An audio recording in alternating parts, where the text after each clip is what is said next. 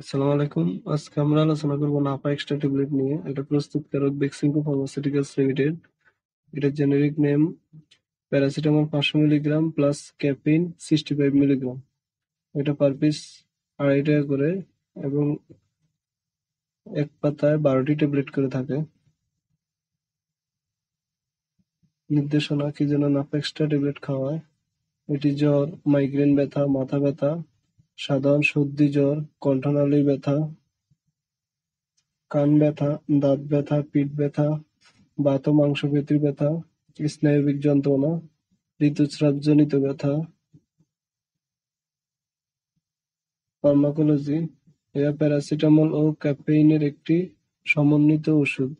প্যারাসিটামলের ব্যথানাশক ও জ্বর উপশমক গুণাবলীর সাথে কিছুটা প্রদাহ বিরোধী কার্যকারিতাও রয়েছে। ক্যাফেইন হচ্ছে এক ধরনের অ্যালকালয়েড যা থিওফাইলিন সদৃশ জ্যানথিন যৌগ।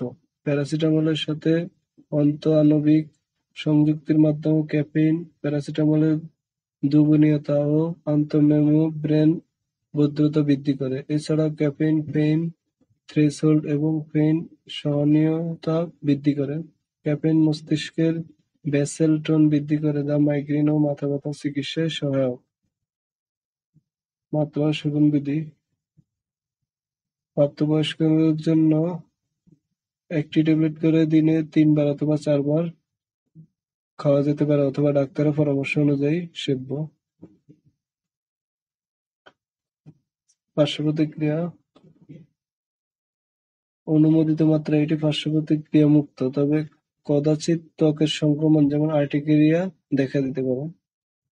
গর্ভাবস্থায় স্তন্যদানকালে এপিডেমিওলজিক্যাল তথ্য অনুযায়ী গর্ভাবস্থায় স্তন্যদানকালে প্যারাসিটামল অথবা নাপা এক্সট্রা ব্যবহার যদি নিরাপদ, তদুপরি এটি সেবনের পূর্বে চিকিৎসকের পরামর্শ নেওয়া অবশ্যই জরুরি। সতর্কতা: তীব্র লিভার ও কিডনি রোগের ক্ষেত্রে এটি সতর্কতার সাথে ব্যবহার করতে হবে।